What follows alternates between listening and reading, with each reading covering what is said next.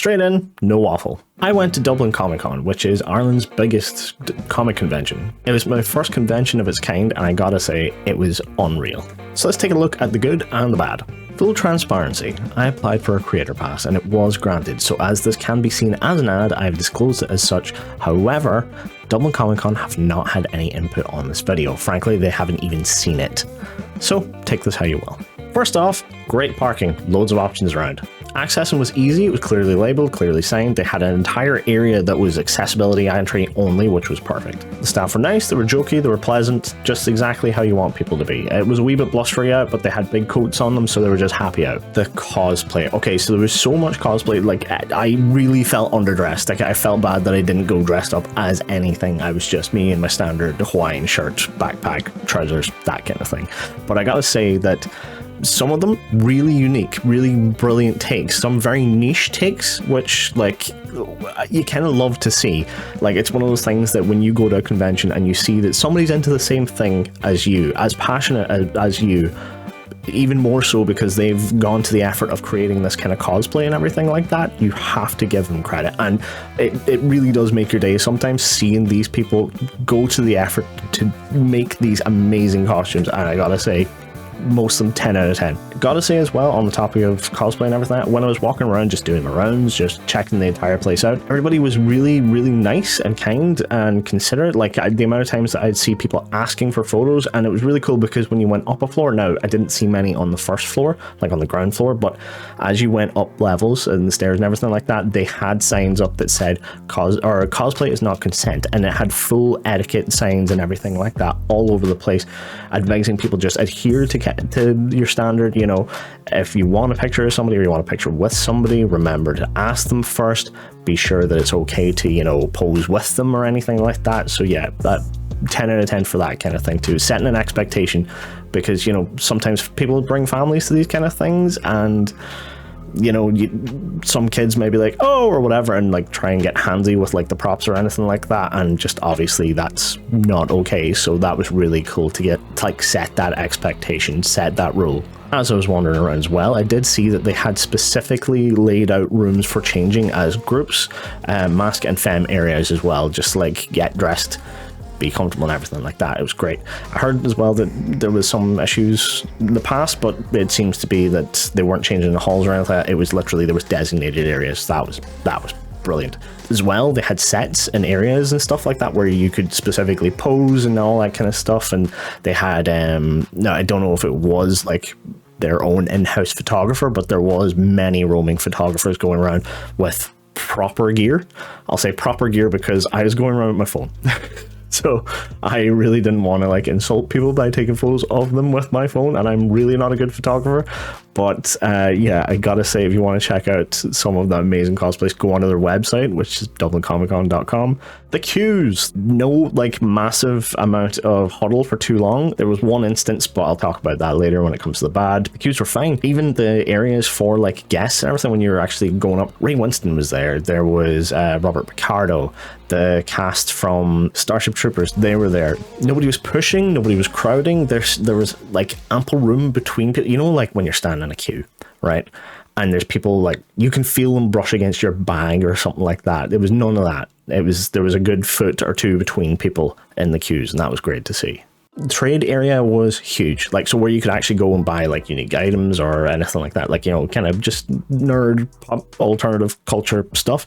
Those areas were great. They were huge. It was pretty much the entire like ground floor had its own area, and like there was different stands, there was different types of stands, trade, like as I say, trade, so it was actually like comic book shops and stuff like that, and they had their own for sale items and alternative interest stuff or whatever. It was all these kind of things, like prop shops as well. It was cool. So yeah, that was great seeing all those things there. And actually, where I got this as well, on the trade areas, the only thing, like the good thing about it is that there was no chintzy or like there was no cheap looking stuff. It didn't look like it was, you know, big, was it drop shipped, whatever you call it. Basically, it didn't look like it was just massive bulk of waste, basically, that was just thrown in or ordered in or anything like that. There was like one small instance, again, I'll talk about that later. It was varied. It didn't look like the Artist Alley. Oh man, If I had money to spend, the artist alley. Picked up a couple things, as you'll probably, I'll put up a picture here now, individual cards and stuff like that, but see the artwork. The artwork, if I had money, oh man, outstanding. Because I'm getting into Magic as well, Steve Essen was there, which was really, really cool. Got to speak to them and let them know that, you know, I'll be looking out for their cards and stuff like that. The artwork was outstanding. Brilliant, brilliant. I don't want to waffle on too much more about it. Independent artists, you cannot beat them. The creativity, the quality, next level. More about the venue, gotta say, free water refills. You cannot knock that, especially when places like I was at Download Festival where water was like £4 for a bottle. No, in there, if you got a bottle, free refills. It was like top notch. Cannot knock that. The staff are all pleasant. The volunteers, like the people walking around wearing the actual DCC t-shirts and stuff like that, all happy, all smiling. There's smiles on their faces and stuff like that. They were great to communicate with. Had to ask them a few questions, you know, just where's this, what's this, and everything like that.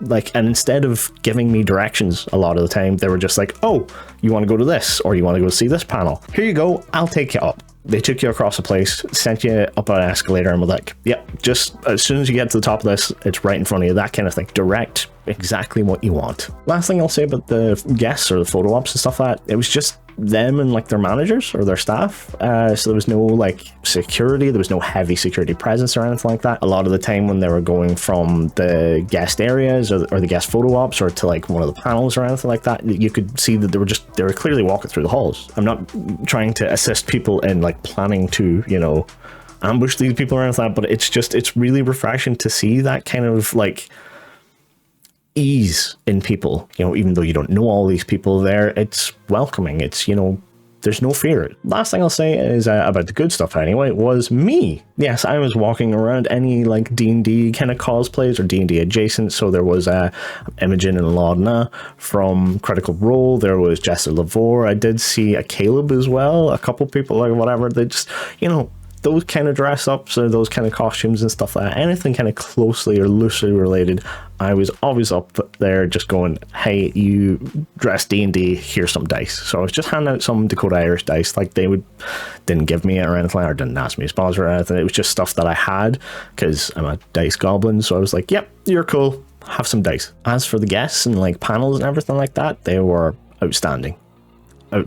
There was Hearthfire Tales, covered the tabletop stuff. They even had their own room for dedicated to D&D and stuff like that, and like giving tutorials, like intros, kind of like a Pokemon 101 as well, which I thought was again brilliant because, you know, you get like young kids, families and stuff like that, take them in, just kind of introduce them to what could possibly be their new interests and stuff like that. That was great. Creator panels, ethical cosplay, you know, with minimal waste and stuff like that, because it was sponsored by mywaste.ie. But again, it was great insight to kind of see that stuff, see that kind of angle on cosplay. It was really cool. Now to the bad stuff, and I say bad, it's not that bad.